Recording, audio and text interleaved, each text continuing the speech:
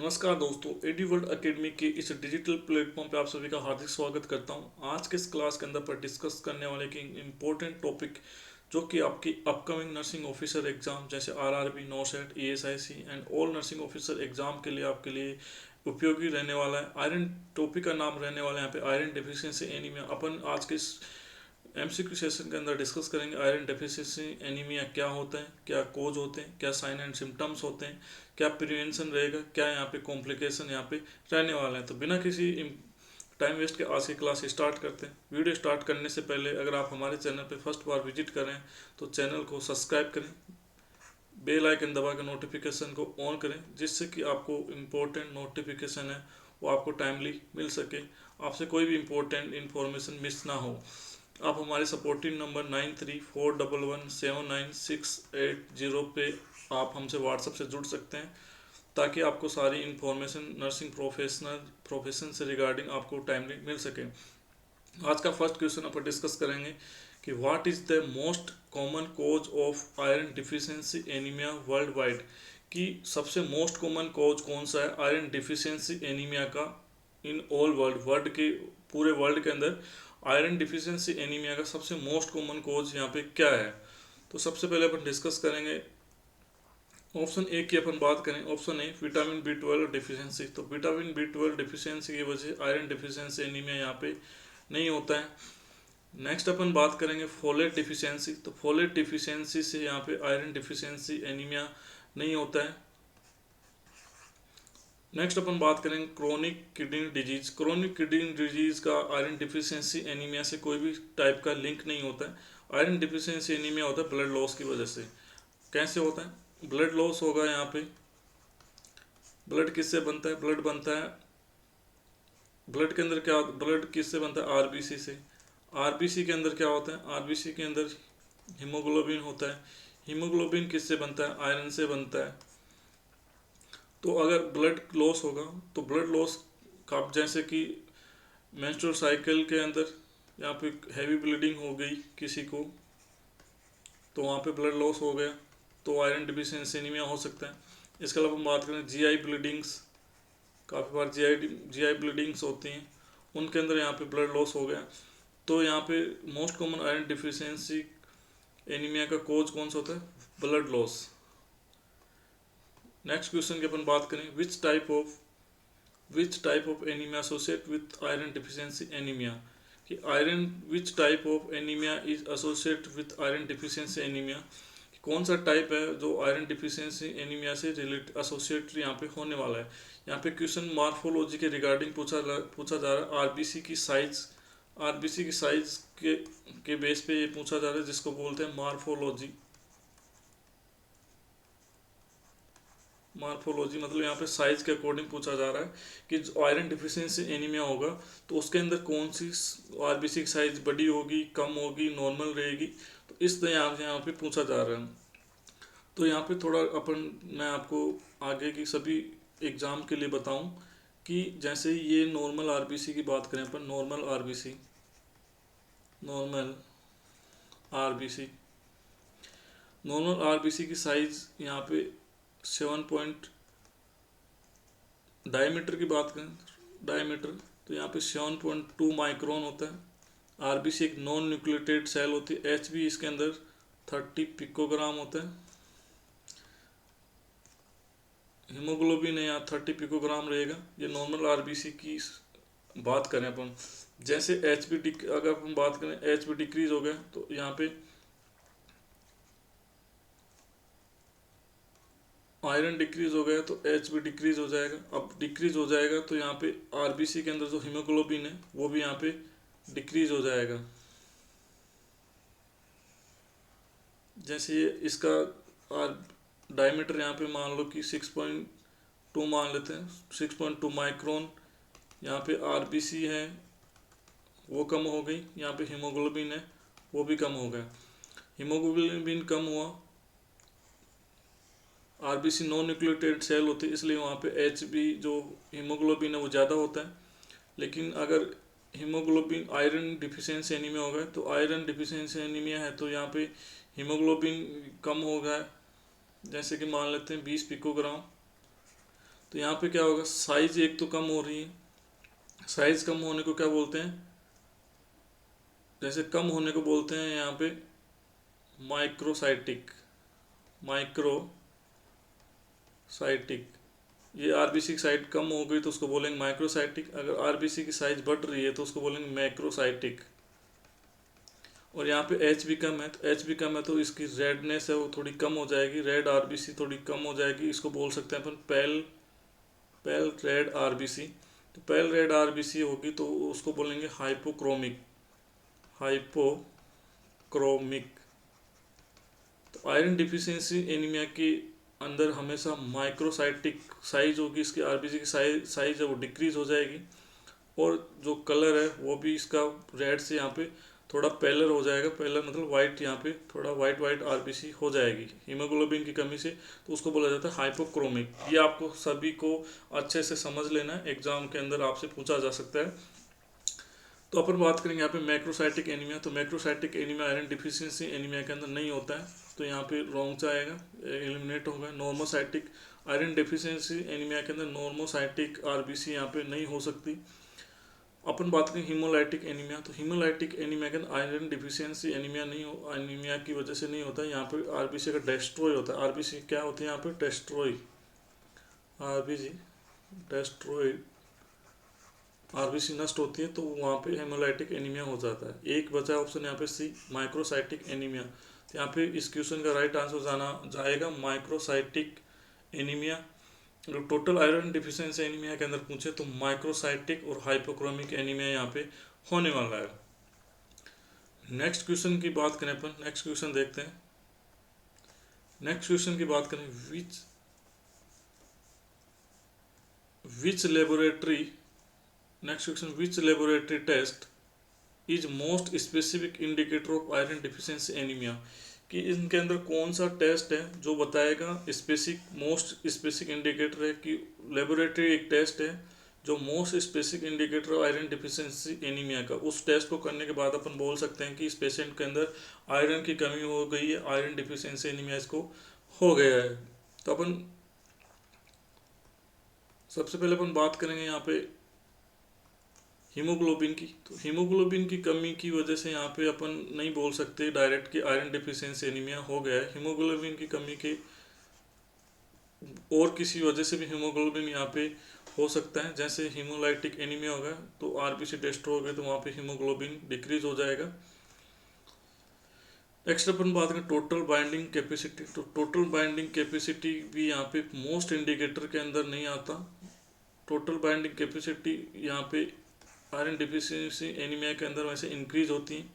Mean corpuscular volume, तो mean corpuscular volume यहाँ पे स्पेसिफिक इंडिकेटर नहीं है, ये वॉल्यूम को बताता है ब्लड के अंदर, जो भी आरबीसी डब्ल्यूबीसी ये सब है इनके वॉल्यूम को, फ्लूइड वॉल्यूम को बताता है ब्लड के अंदर।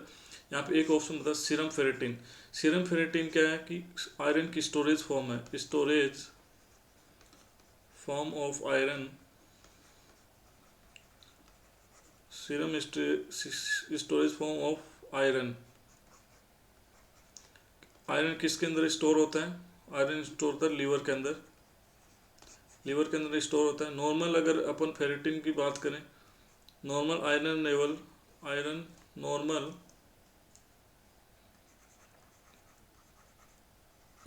आयरन लेवल की बात करें तो नॉर्मल आयरन लेवल यहाँ पे 100 mcg होता है।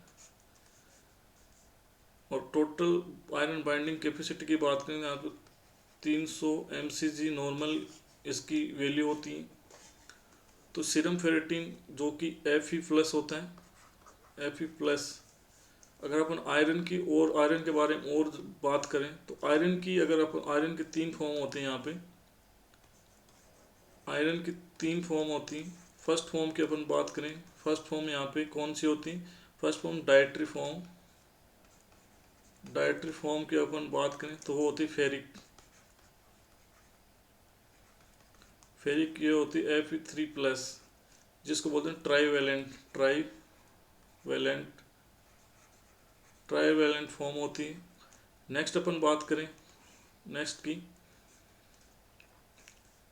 की बात करें तो नेक्स्ट कौन सी फॉर्म होती है इसकी, नेक्स्ट फॉर्म होती है इसकी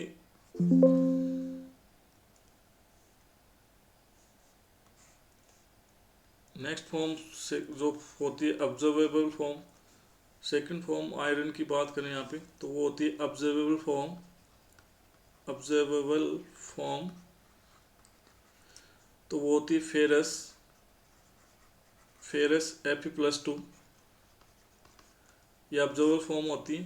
थर्ड फॉर्म होती है स्टोरेज फॉर्म जो होती है serum ferritin. Storage form ferritin ये होता है Fe+। तो इस तरह से आपको सभी चीज़ें याद रखना है। जो ये ट्राईवेलेंट फॉर्म है ये इसको बाईवेलेंट फॉर्म में बदलने के लिए यहाँ पे फेरस रिडक्टेज एंजाइम आता है जो ट्राईवेलेंट से इसको बाईवेलेंट के अंदर कन्वर्ट कर देता है। नेक्स्ट अपन बात करेंगे यहाँ पे अगर आप किसी भी नर्सिंग ऑफिसर एग्जाम की तैयारी कर रहे हैं तो ये सभी कोर्स आपके लिए उपयोगी हो सकते हैं। आपका जो भी आपके अकॉर्डिंग जो भी आपकी नीड है उसको आप चेकआउट कर सकते हैं। एडुवर्ल्ड एकेडमी के ऐप को डाउनलोड वहाँ पे कर सकते हैं। वहाँ पे आपको बहुत कम प्राइस के अंदर सभी कोर्सेज अवेलेबल मिल जाएंगे। ट्रेंडिंग कोर्स की बात करें तो यहाँ पे नर्सिंग बुलेट्स अवेलेबल हैं जो कि सभी नर्सिंग ऑफिसर एग्जाम के लिए आपको अवेलेबल वहाँ पे रहने वाली है। नेक्स्ट क्वेश्चन की अपन बात करें यहाँ पे तो what is the primary function of iron in the body. Iron का जो प्राइमरी फंक्शन है वो बॉडी के अंदर क्या रहने वाला है इसकी बात करें अपन। आयरन का क्या फंक्शन होता है तो सबसे पहले बात करेंगे अपन immune system regulation. Immune system मतलब बॉडी को इन्फेक्शन से बचाता है, बॉडी को इम्यूनिटी देता है। तो आयरन का ऐसा कोई भी फंक्शन अपन कभी भी नर्सिंग के अंदर नहीं पढ़ा है तो यहाँ पे इम्यून सिस्टम रेगुलेशन आयरन का फंक्शन यहाँ पे नहीं रहने वाला है। एनर्जी प्रोडक्शन तो आयरन कभी भी एनर्जी प्रोडक्शन का काम बॉडी के अंदर नहीं करता है। ऑप्शन डी की बात करें हार्मोन सिंथेसिस। हार्मोन सिंथेसिस का फंक्शन ये आयरन है कभी भी नहीं करता है। तो ये सारे गलत आंसर है ये एलिमिनेट हो जाएंगे। लास्ट में आंसर एक बचा है oxygen transport. Oxygen transport iron करता है। आयरन कैसे करता है आयरन से मिलकर बनता है हीमोग्लोबिन जिसको अपन बोलते हैं HB आरबीसी के अंदर HB जाता है। जो हीमोग्लोबिन के आरबीसी के अंदर जो हीमोग्लोबिन होता है आरबीसी के अंदर हीमोग्लोबिन होता है इसके एक HB से यहाँ पे 4 ऑक्सीजन के अणु जुड़ते हैं O2। इस तरह से एक जो हीमोग्लोबिन का मॉलिक्यूल होता है वो 4 ऑक्सीजन के मॉलिक्यूल को बाइंड करके बॉडी के अंदर ऑक्सीजन के ट्रांसपोर्ट को करता है। एक टारगेट ऑर्गन तक ऑक्सीजन को वहाँ पे पहुँचाता है जो कि स्पेशली लंग्स के पास में लेके जाता है। लंग्स एंड बॉडी के अदर अलग अलग टिश्यूज़ के अंदर ऑक्सीजन को लेके जाता है। वो कौन लेके जाता है आयरन लेके जाता है। हीमोग्लोबिन के द्वारा हीमोग्लोबिन आरबीसी के द्वारा पूरी बॉडी के अंदर ऑक्सीजन का ट्रांसपोर्ट ब्लड के द्वारा किया जाता है। नेक्स्ट अपन बात करेंगे नेक्स्ट क्वेश्चन अपन बात करें यहाँ पे तो next which group is the highest risk for iron deficiency anaemia कि इनके अंदर कौन सा ग्रुप है जो हाईएस्ट रिस्क है आयरन डिफिशियंसी एनीमिया होने के लिए। मतलब इनमें से कौन सी कंडीशन के अंदर आयरन डिफिशियंसी एनीमिया ज़्यादा हो सकता है।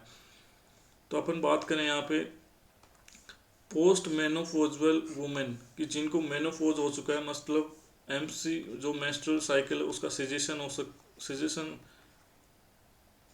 क्लोज हो गया परमानेंटली। जैसे मेनोपॉज की जो एज है वो 45 से लेके 50 तक एवरेज मानी जाती है। इसके बाद मेंस्ट्रुअल साइकिल आना बंद हो जाती है, stop menstrual cycle permanently. Next अपन बात करें मिडिल एज मैन के अंदर आयरन डिफिशियंसी एनीमिया नहीं होता है। चिल्ड्रन अबव 10 ईयर चिल्ड्रन जो 10 ईयर से अबव होते हैं उनके अंदर आयरन डिफिशियंसी एनीमिया स्पेशली देखने को नहीं मिलता है। जो पोस्ट मेनोपॉजल वुमेन है इनके अंदर क्या है कि मेंस्ट्रुअल साइकिल भी बंद हो जाता है तो उससे भी आयरन डिफिशियंसी एनीमिया का इनके अंदर प्रोटेक्शन हो जाता है। एक ऑप्शन बचा है प्रेग्नेंट वुमेन के अंदर आयरन डिफिशियंसी एनीमिया होने का क्या रीज़न है कि जो मदर है वो मदर का जो आयरन है वो फीटस के डेवलपमेंट के लिए यूज हो जाता है। फीटल डेवलपमेंट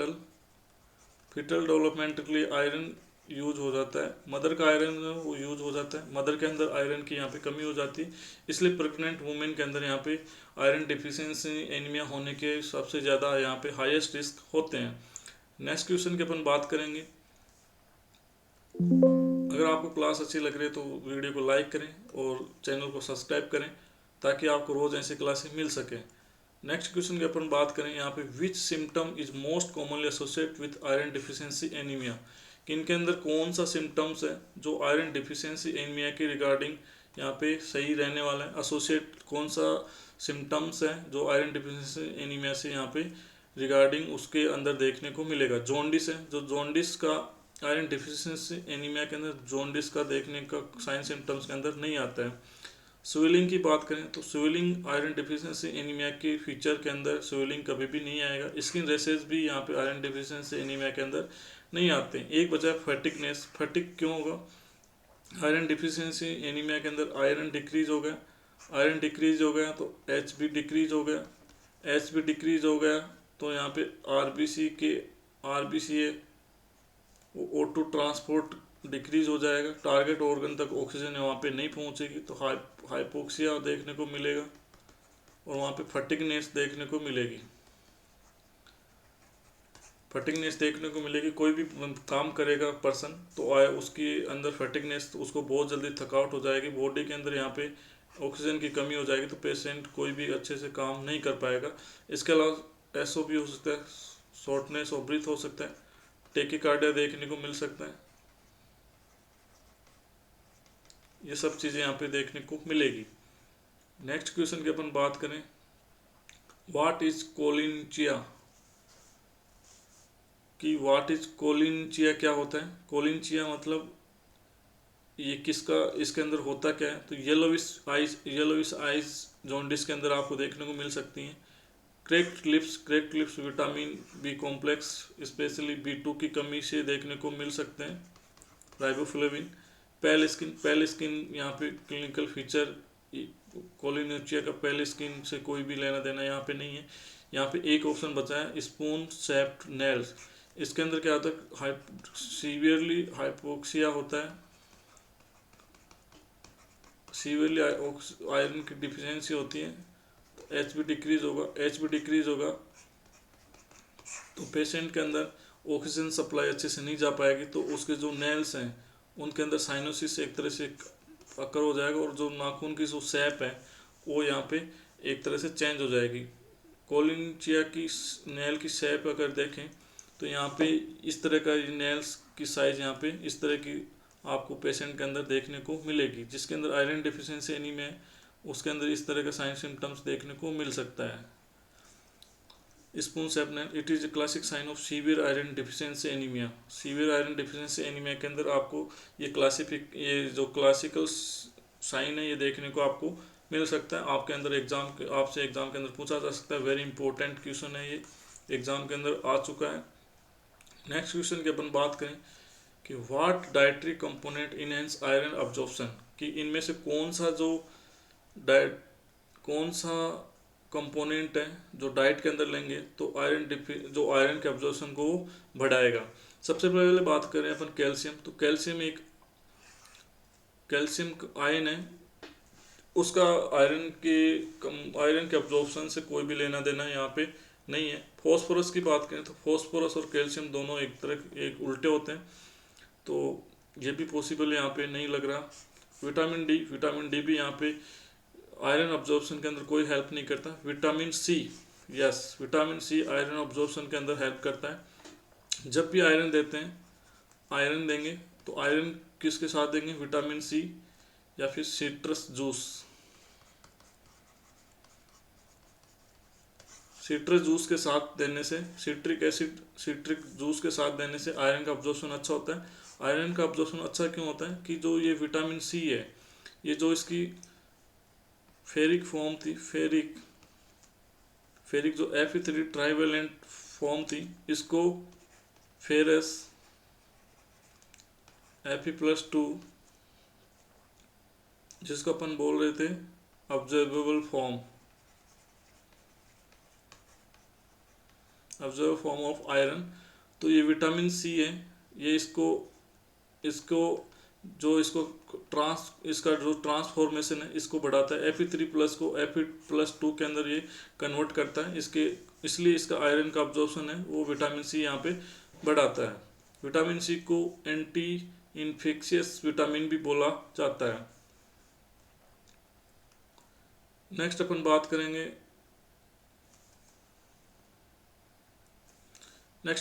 करेंगे यहाँ पे which type of dietary iron is most easily absorb by the body, कि कौन सा जो टाइप आयरन का डाइटरी आयरन का जो इजीली अब्जॉर्ब हो जाता है बॉडी के द्वारा, इजीली अब्जॉर्ब यहाँ पे कर लिया जाता है। तो अगर हम बात करें नॉन हीम आयरन, तो नॉन हीम आयरन है वो प्लांट बेस्ड आयरन होता है। तो ये प्लांट बेस्ड आयरन है वो इजीली बॉडी के द्वारा अब्जॉर्ब यहाँ पे नहीं होता है। हीम आयरन होता है, हीम आयरन एनिमल सोर्स से होता है, एनिमल सोर्स से हीम आयरन लिया जाता है। तो नॉन हीम आयरन यहाँ पे नहीं होगा, अब्जॉर्ब आसानी से नहीं होता है, ये भी नहीं होगा। फेरिक, ये तो स्टोरेज फॉर्म होती है आयरन की, ये फेरिक ये डाइटरी फॉर्म होती है, डाइटरी फॉर्म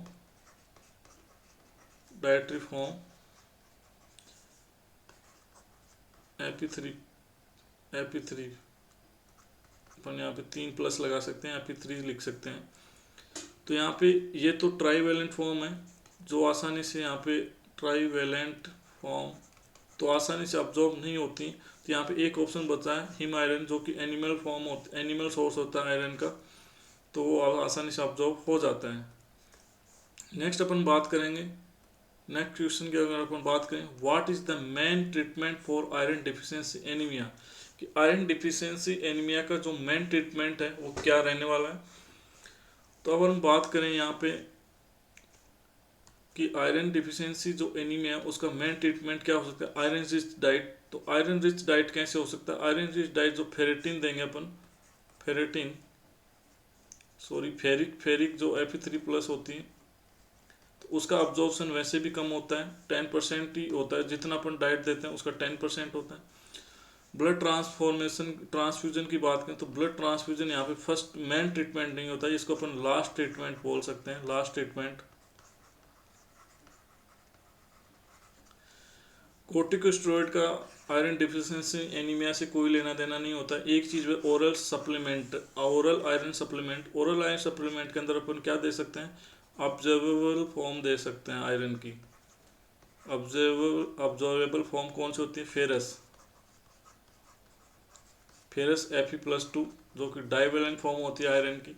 तो ये देके अपन पेशेंट का आयरन डिफिशियंसी एनीमिया से ट्रीटमेंट कर सकते हैं। नेक्स्ट अपन बात करें व्हाट इज पिक्का क्या होता है। व्हाट इज पिक्का आपने पढ़ा होगा कई बार, पिक्का क्या होता है। तो पिक्का की अपन बात करें तो पिक्का प्रेग्नेंट लेडीज और बच्चों के अंदर देखने को मिलता है। पेल स्किन यहाँ पे जॉन्डिस से रिगार्डिंग होती है, पिक्का का कोई भी यहाँ पे लेना देना नहीं है। ब्रिटल बोन्स का यहाँ पे कोई भी लिंक नहीं होता। एक्सेसिव शूटिंग पिक्का के अंदर कोई यहाँ पे लिंक नहीं है। ऑप्शन एक बताया क्रेविंग फॉर अनयूजुअल सब्सटेंस, कि जो अनयूजुअल सब्सटेंस जो नॉन फूड होते हैं,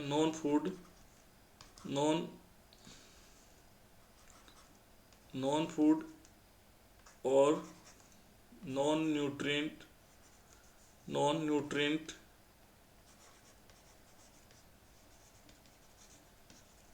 सब्सटेंस, कि जो आयरन डिफिशियंसी एनीमिया होता है, आयरन डिफिशियंसी एनीमिया जिसको शॉर्ट में अपन बोलेंगे iron deficiency anaemia. Iron deficiency anaemia के अंदर जो नॉन फूड पार्ट है उनको, जैसे कि क्ले, मिट्टी और आइस, इनको खाने की जो क्रेविंग है वो बढ़ जाती है। तो पिक्का का मतलब यही होता है कि नॉन फूड सब्सटेंस या फिर नॉन न्यूट्रिएंट जो फूड होते हैं उनको खाने की यहाँ पे कोशिश, नॉन न्यूट्रिएंट सब्सटेंस ज़्यादा आंसर यहाँ पे सही सब्सटेंस है वो ज़्यादा यहाँ पे राइट वर्ड यहाँ पे रहेगा। जैसे अपन बात craving for unusual substance, pica is symptom for iron deficiency anaemia characterised by craving for non food item like clay और आइस, कि जिनके अंदर कोई फूड कंसिडर उनको नहीं कर सकते, उनको खाने की यहाँ पे क्रेविंग इच्छा बढ़ जाती है। नेक्स्ट क्वेश्चन की अपन बात करें, what is primary storage form of iron in the body. Iron की बॉडी के अंदर स्टोरेज और प्राइमरी फॉर्म है वो कौन सी होती है। तो अपन बात करेंगे यहाँ पे, जैसे मैंने आपको पहले बता चुका हूँ, हीमोग्लोबिन। तो हीमोग्लोबिन स्टोरेज फॉर्म नहीं होती, हीमोग्लोबिन आरबीसी के अंदर होता है। मायोग्लोबिन, मायोग्लोबिन मसल्स के अंदर पाया जाता है। तो ए और बी यहाँ पे दोनों रॉन्ग आंसर हो गए, एलिमिनेशन हो गया। ऑप्शन डी की बात करें तो ऑप्शन डी ट्रांसफेरेटिन होता है। ट्रांसफेरेटिन ट्रांसफर करता है बॉडी के अंदर आयरन को, transfer of iron in the body from one part two another part. ठीक है, तो फेरेटिन एक ऑप्शन बताएं यहाँ पे, फेरेटिन, जैसे सीरम फेरेटिन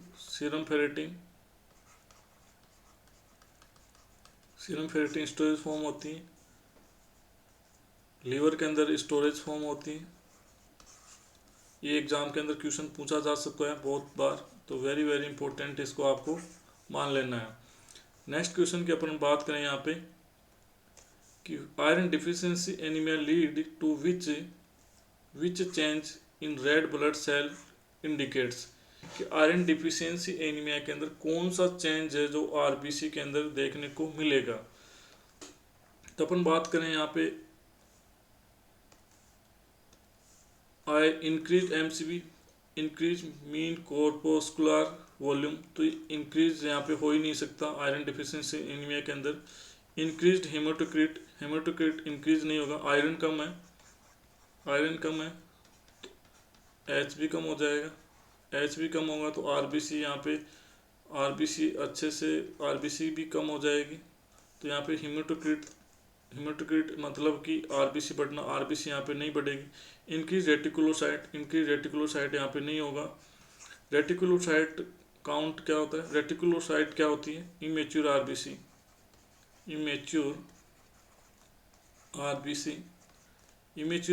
क्या होता है, न्यूक्लिएटेड सेल होती है। इमेच्योर आरबीसी का न्यूक्लियस होता है, लेकिन मेच्योर आरबीसी के अंदर न्यूक्लियस यहाँ पे नहीं होता है। इमेच्योर आरबीसी के अंदर न्यूक्लियस होता है, आपको ये याद रखना है। बाकी किसी भी ब्लड सेल के अंदर आरबीसी के अंदर न्यूक्लियस नहीं होता, बाकी सभी ब्लड सेल के अंदर न्यूक्लियस होता है। डब्ल्यूबीसी और प्लेटलेट के अंदर न्यूक्लियस पाया जाता है। Decrease MCH, decrease mean corpuscular haemoglobin, तो ये डिक्रीज हो जाएगा, हीमोग्लोबिन डिक्रीज हो जाएगा इसके अंदर। एमसीएच यहाँ पे डिक्रीज होने वाला है आयरन डिफिशियंसी एनीमिया के अंदर। Mean corpuscular haemoglobin MCH reduce in iron deficiency anemia indicating hypochromia यहाँ पे पेल रेड आरबीसी यहाँ पे हो जाएगी, आरबीसी है वो थोड़ी पेलर हो जाएगी। नेक्स्ट क्वेश्चन की अपन बात करें यहाँ पे, what is the food highest him iron जो कि एनिमल सोर्स था,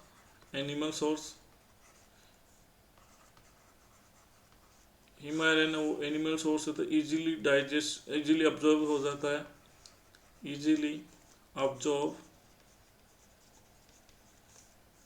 तो यहाँ पे कौन किसके अंदर पाया जाएगा, स्पेनिश, ये वेजिटेबल है, वेजिटेबल के अंदर होगा ही नहीं, ये एनिमल सोर्स है नहीं।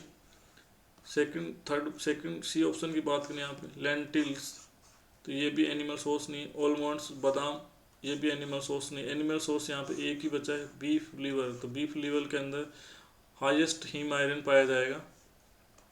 नेक्स्ट क्वेश्चन की अपन बात करें, iron deficiency anaemia can lead to which of the following complication in pregnancy, कि आयरन डिफिशियंसी एनीमिया है वो कौन सा कॉम्प्लिकेशन कर सकता है प्रेगनेंसी के अंदर, आपको ये बताना। चार ऑप्शन में, तो अपन बात करें न्यूरल ट्यूब डिफेक्ट यहाँ पे आयरन डिफिशियंसी एनीमिया की वजह से नहीं होता, ये होता है फोलिक एसिड डिफिशियंसी की वजह से। फोलिक एसिड डिफिशियंसी इसका 1% कोज 1% माना गया है कि फोलिक एसिड की डिफिशियंसी से न्यूरल ट्यूब डिफेक्ट होता है, जिसको एनटीडी बोला जाता है।